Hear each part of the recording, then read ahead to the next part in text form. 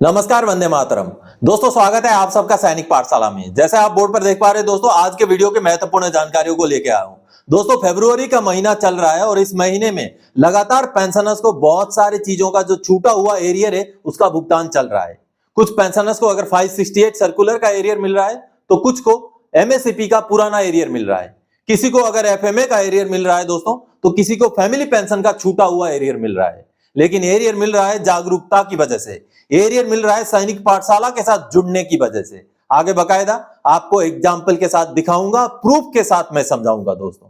और साथ ही साथ अब जैसे ही केंद्र सरकार ने 8वां पे कमीशन की घोषणा कर दी है, अब राज्य सरकारों ने भी कमर कस ली है 8वां पे कमीशन को लागू करने के लिए। इसको लेकर के रिपोर्ट आपको समझाऊंगा और साथ ही साथ एक डिटेल रिपोर्ट समझाऊंगा दोस्तों कि कैसे 8वें पे कमीशन को लेकर माननीय प्रधानमंत्री जी ने कहा है कि ये कहीं ना कहीं अर्थव्यवस्था को, देश की आर्थिक अवस्था को बूस्ट करेगा, ये बढ़ोतरी देगा और जो केंद्र के कर्मचारी और पेंशनर्स हैं उनकी जीवन शैली में भी ये अच्छा इजाफा करेगा। और साथ ही साथ दोस्तों, 8वें पे कमीशन में किस तरीके से बजट की खपत होगी और कैसे उससे कहीं ना कहीं अर्थव्यवस्था में बढ़ोतरी मिलेगी, इसके बारे में एक डिटेल रिपोर्ट सामने आया है, वो आगे आपको समझाऊंगा। तो चलिए इन्हीं विषयों को लेकर आगे बढ़ेंगे। आगे बढ़ने से पहले दोस्तों, मेरा हमेशा की तरह आप सबसे आग्रह है, अगर सैनिक पाठशाला चैनल का वीडियो आप पहली बार देख रहे हैं या अभी तक चैनल को सब्सक्राइब नहीं किया है तो चैनल के साथ जुड़े रहने के लिए, इसका हिस्सा बने रहने के लिए और आपसे जुड़ी हुई भरोसेमंद ऑथेंटिक जानकारियों को पाते रहने के लिए चैनल को सब्सक्राइब जरूर करें। चलिए आगे बढ़ते दोस्तों। सबसे पहली जानकारी,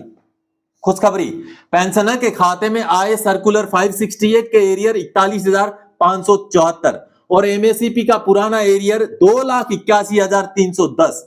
जागरूकता और सैनिक पाठशाला से जुड़ने का नतीजा। जी हां दोस्तों, फरवरी के महीने में भी पेंशनर को लगातार पुराने एरियर का भुगतान जारी है।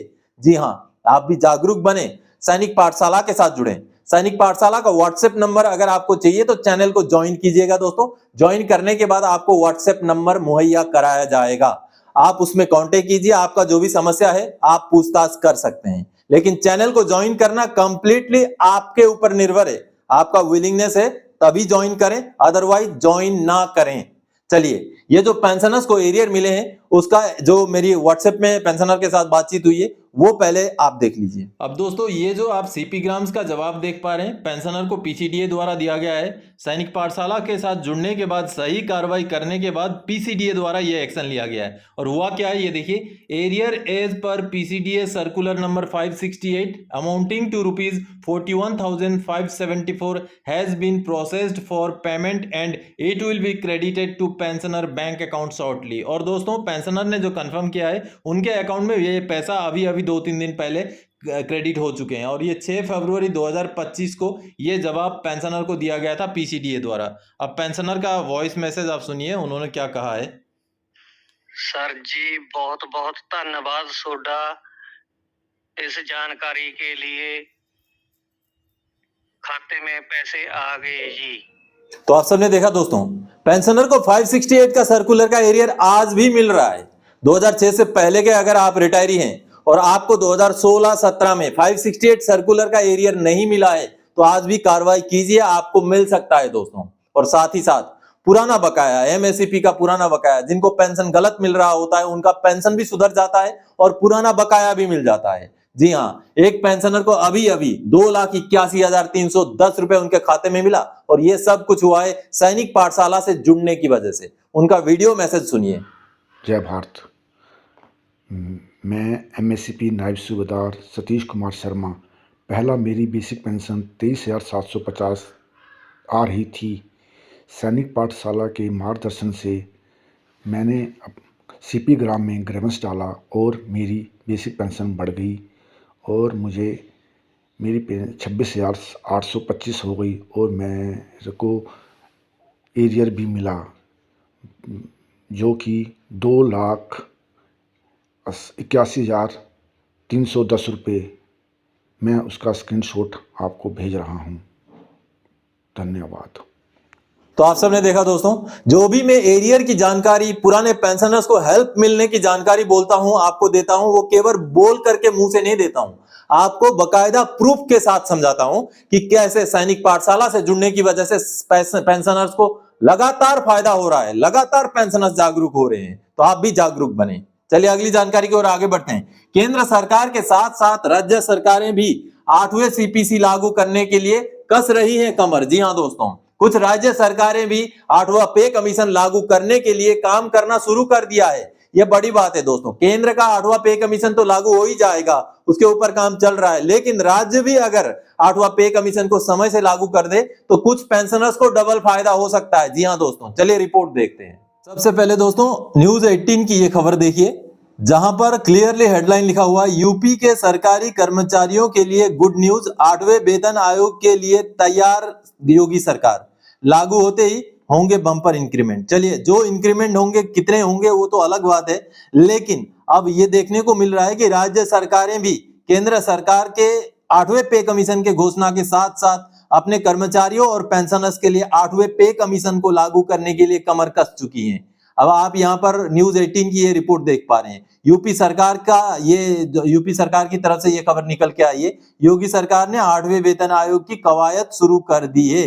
ये देखिए, साथ ही साथ 12 लाख कर्मचारी और पेंशनर्स को होगा फायदा। सुझाव 14 फरवरी तक मांगे गए हैं, यानी कि काम शुरू कर दिया गया है, सुझाव भी मांगे गए हैं। अब ऐसे में जो पूर्व सैनिक जो फौज से रिटायर होने के बाद राज्य सरकारों में जहां पर आगे आने वाले समय में 8वां वेतन आयोग लागू होना है, वहां भर्ती हुए हैं, वहां पर सरकारी नौकरी पर लगे हुए हैं, उनके लिए ये डबल फायदा होगा दोस्तों, क्योंकि राज्य सरकारों द्वारा भी अब 8वें पे कमीशन की कवायद शुरू की जा चुकी है। केवल न्यूज 18 नहीं, अब देखिए पत्रिका की खबर है, इसमें भी इसी बात को कंफर्म किया गया है। 8 पे कमीशन सरकारी कर्मचारियों का होगा इंक्रीमेंट, 8वें वेतन आयोग के लिए तैयार योगी सरकार। देखिए दोस्तों, इस तरीके से बहुत सारे राज्य सरकारें अभी जल्दी से 8वां पे कमीशन का काम वो भी शुरू कर देंगी। ऐसे में अब कुछ ऐसी राज्य सरकारें भी है जिन्होंने तो 7वां पे कमीशन भी लागू नहीं किया अभी तक, तो उन राज्य सरकारों को भी अब आगे आना चाहिए और 7वां 8वां दोनों पे कमीशन लागू करना चाहिए।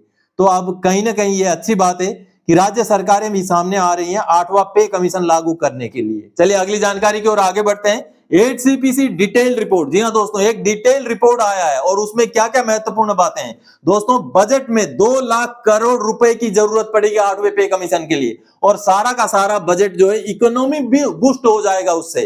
2 लाख करोड़ रुपए अगर 8वें पे कमीशन के लिए लगेंगे तो वो पैसा या तो बैंक में जाएगा या तो बाजार में जाएगा, जिस वजह से इकोनॉमी को बढ़ावा मिलेगा। और साथ ही साथ दोस्तों 8 सीपीसी से केंद्र के कर्मचारी और पेंशनर्स का फायदा होगा और देश की अर्थव्यवस्था को मजबूती मिलेगी, ये प्रधानमंत्री मोदी जी का कहना है। जी हां, रिपोर्ट दिखा के आपको समझाऊंगा। साथ ही साथ पहले से लेकर 7वें सीपीसी तक का पूरा ब्यौरा भी इस रिपोर्ट में छापा गया है, और साथ ही साथ ग्रेच्युटी में भी करीब 2.5 गुना की बढ़ोतरी होगी, ऐसा भी इस रिपोर्ट में कहा गया है। तो चलिए वो रिपोर्ट देखते हैं। दोस्तों, ये दैनिक भास्कर की एक डिटेल्ड रिपोर्ट सामने आई है, जिस रिपोर्ट में बहुत सारी इंपॉर्टेंट फैक्ट्स हैं। आप अगर यहां देखेंगे तो बिल्कुल जस्टिफाइड तरीके से फैक्ट्स यहां पर रखे गए हैं। 1 जनवरी 2026 से केंद्र में लागू होगा नया वेतनमान, सिफारिशें इसी साल मिलने की संभावना, सरकारी सैलरी में 38%, पेंशन में 34% बढ़ेगी। आप देखिए, न्यूनतम वेतन 18,000 से बढ़कर, चलिए कितना होगा वो अलग बात है, लेकिन कुछ महत्वपूर्ण फैक्ट्स यहां पर दिए गए हैं। और साथ ही साथ माननीय प्रधानमंत्री जी का जो कहना है, जो उनका वक्तव्य है 8वें पे कमीशन को लेकर, वो भी यहां पर लिखा गया है। जैसे आप सबसे नीचे यहां पर देखिए, इस फैसले से खपत बढ़ेगी, इकोनॉमी मजबूत होगी, ये मोदी जी ने कहा। और क्या कहा डिटेल में, सरकारी कर्मचारी विकसित भारत के निर्माण में महत्वपूर्ण भूमिका निभाते हैं, उनके प्रयासों पर हमें गर्व है।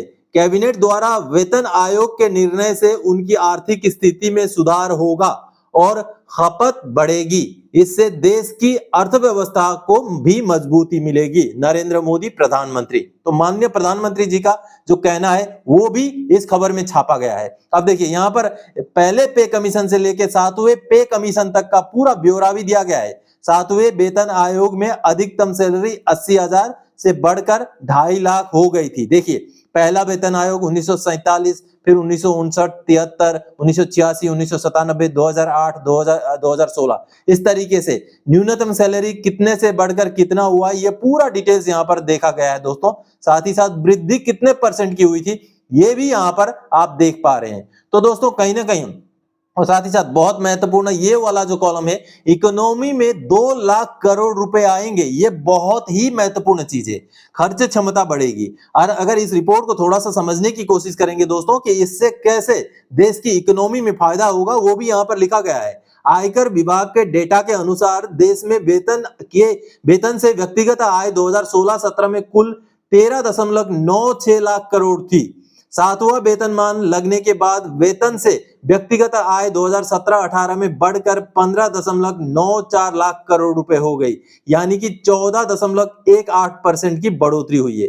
अर्थव्यवस्था, मांग और खपत दोनों बढ़ते ही ईवाई इंडिया के मुख्य नीति सलाहकार डीके श्रीवास्तव के अनुसार 1947 से अब तक आए 7 वेतनमानों ने सरकारी खर्च तो बढ़ाया है, पर लाखों लोगों की वित्तीय स्थिति भी सुधारी है। 7वें वेतनमान में सरकारी खर्च 1 लाख करोड़ रुपए था। इससे 2 बदलाव दिखे। पहला, पैसा या तो बैंक में जाता है या फिर बाजार में खर्च होता है। यानी कि दोस्तों, सरकार पे कमीशन में जो पैसा खर्चा करेगी वो या तो बाजार में जाएगा या तो बैंक में रहेगा। तो दोनों कंडीशन में सरकार का फायदा ही होता है।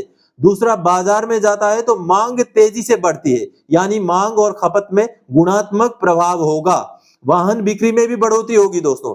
एक साल में 14.22% इजाफा। 7वां वेतन मिलने के बाद 2017-18 में वाहनों की बिक्री 14.22% बढ़कर करीब 2.5 करोड़ हो गई थी। होम लोन एक साल में 11% तक बढ़ोतरी हुई थी। तो दोस्तों, 8वां पे कमीशन जब लागू होगा तो ऐसा नहीं है कि केवल सरकार का खर्चा होगा, बल्कि उस खर्चे से सरकार का फायदा भी होगा, सरकार का इनकम भी जनरेट होगा। तो ऐसे में अगर पे कमीशन बहुत अच्छा खासा बढ़ोतरी भी दे तो इसमें कोई चौंकने वाली बात नहीं होगी, क्योंकि जितना बढ़ोतरी पे कमीशन से मिलेगा उतना ही पैसा बाजार में खपत होगा या उतना ही पैसा बैंक अकाउंट में जो है सरकार के पास ही रहने वाला है। तो कहीं ना कहीं 8वां पे कमीशन को लेकर के दैनिक भास्कर की ये जो रिपोर्ट है, इस रिपोर्ट को आप अगर पूरा डिटेल में एक तरफ से पढ़ेंगे दोस्तों, वीडियो को पॉज करके आप पढ़ लीजिएगा तो पता चलेगा कि किस तरीके से पे कमीशन लागू करना ना सिर्फ कि आने वाले समय में ये देश की अर्थव्यवस्था को भी एक पटरी पे लाने का काम कर सकता है दोस्तों। तो आप सबने देखा दोस्तों, दैनिक भास्कर की इस रिपोर्ट में पूरा डिटेल्स के साथ 8वां पे कमीशन के बारे में छापा गया। अगर आपको डिटेल्स में पढ़ना है तो वीडियो को पॉज करके उस रिपोर्ट को पूरा पढ़िएगा। बहुत सारे इंपॉर्टेंट इंफॉर्मेशन उस रिपोर्ट में है दोस्तों। तो दोस्तों, आज के इस वीडियो में इन्हीं जानकारियों के साथ आया था। आगे और कोई जानकारीदायक आपसे सरोकार रखने वाला विषय लेके मैं फिर से हाजिर हो जाऊंगा। तब तक के लिए जय हिंद दोस्तों।